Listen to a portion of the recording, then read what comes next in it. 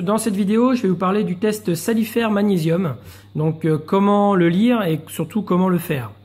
Donc dans ce test, alors déjà la première chose, il est bien de regarder si la date de validité est toujours bonne. Hein, donc là, juillet 2020, je suis tranquille, c'est un test qui se garde relativement longtemps, mais à partir du moment où il est ouvert, il y a quand même un certain temps qu'il ne faut pas dépasser. Moi, je pense que 6 mois, c'est très bien. Il ne faut pas aller au-delà. Et après, bon, chacun fait comme il veut, hein, s'il veut le garder jusqu'au bout. Moi, j'ai fait un test salifère il y a peu et voilà, ça fait 4 mois que je l'ai. Il est toujours bon. Donc voilà comment c'est composé dans ce pack. Il y a premièrement un réactif numéro 1 qui correspond à un liquide hein, avec des gouttes. Ensuite, le réactif numéro 2, c'est une poudre. Le réactif numéro 3, c'est un liquide. À l'intérieur, vous aurez une petite cuillère pour la poudre, pour pouvoir la mesurer. Une seringue pour prélever l'eau hein, du bac. Et une autre seringue d'1 millilitre pour les réactifs numéro 3. Et donc je vais vous montrer comment on l'utilise. Donc pour la vidéo, pour éviter les allers-retours, j'ai pris l'eau de mon bac dans un récipient que j'ai rincé avant. À l'intérieur ici c'est ma poubelle. Et bon là j'ai de l'eau osmosée mais on n'en aura pas besoin. Donc première chose à faire, prélever l'eau du bac et rincer son éprouvette. Il est toujours préférable de la rincer pour éviter de fausser les tests. Donc on prélève de l'eau qu'on a mis à disposition. Voilà. On remue pour rincer l'éprouvette dans la poubelle. On prélève une deuxième fois et on remue. Voilà. Donc pour ce test, il est demandé de prélever 2 ml d'eau du bac, chose que je vais faire. Donc on évite toujours d'avoir une bulle à l'intérieur pour éviter de fausser les quantités. Voilà, je me galère un peu parce que j'ai pas mis beaucoup d'eau. Voilà, on réajuste pour avoir 2 ml. Donc voilà, j'ai 2 ml d'eau que je vais mettre dans l'éprouvette. Une fois qu'on a fait ça, on prend le réactif numéro 1, on l'ouvre hein, forcément, et on va mettre 5 gouttes. 1, 2, 3, 4, 5. On referme. Et là, on va remuer 30 secondes. Donc 30 secondes, c'est une base. Hein, surtout pour que ce soit bien homogène.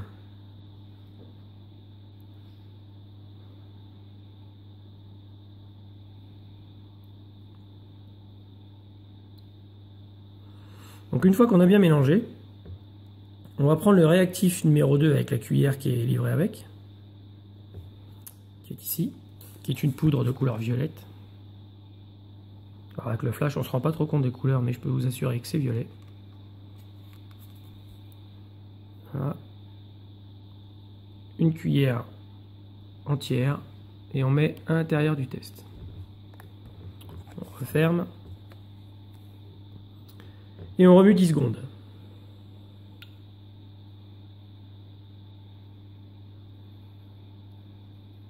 Une fois que c'est fait, on prend la seringue d'1 millilitre et on prend le réactif numéro 3. Et là, on va prendre 1 millilitre.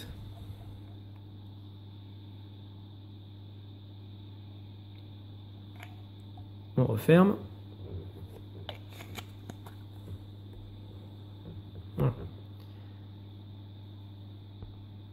Donc là, vous allez me dire, ah ouais, mais au bout, tu as une bulle, ça va fausser le test. Non. Cette bulle que vous avez là correspond à l'espace de l'embout ici. Donc c'est une partie qu'on n'utilisera pas.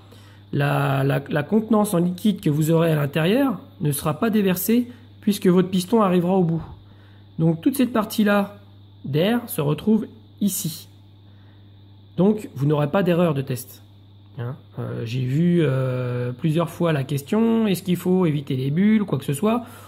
En soi, vous pouvez éviter la bulle, hein, Mais cette partie-là, en fait, ne sera pas utilisée. Donc, la bulle ne gêne en rien. Et là, on va venir mettre les gouttes au fur et à mesure, tout en remuant.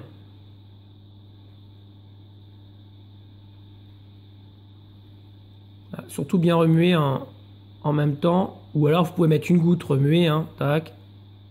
Hop. Hop. Voilà. Bon, au début, je sais que je peux y aller. Puisque je connais à peu près la valeur de mon magnésium. Alors le magnésium est un test qui est important. En soi, on n'est pas obligé de le faire tous les 4 matins. Le faire une fois par mois, c'est très bien. Puisque c'est une valeur qui est, comment dire, en relation aussi avec la valeur de calcium. Si vous avez un taux de magnésium bas, vos coraux ne vont pas assimiler le calcium. Et peut-être aussi le KH, mais en soi, je n'ai aucune certitude. Mais je sais que le magnésium rentre énormément en corrélation avec le calcium. Donc magnésium avec le calcium. Et si vous avez une valeur basse, eh bien, vos coraux auront du mal à assimiler le calcium. Voilà, c'est comme ça que je le vois. Si certains ont des précisions à apporter, je suis ouvert à la discussion, il n'y a pas de souci. Mais en tout cas, j'ai remarqué que quand on avait une valeur de magnésium basse, ben, ça posait problème pour le calcium. Donc là, ce qu'on attend, c'est un changement de couleur. L'avantage, c'est qu'on n'a pas besoin d'apprécier la couleur du test par rapport à une valeur. On va lire les résultats à partir du moment où le réactif aura changé de couleur. Donc là, j'y vais doucement parce que j'arrive à la fin.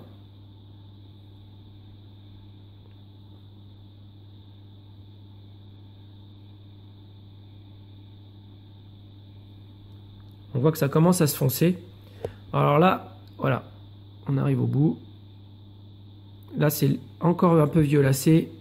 Avec le flash, on voit pas trop, mais voilà. Il faut un changement de couleur franc.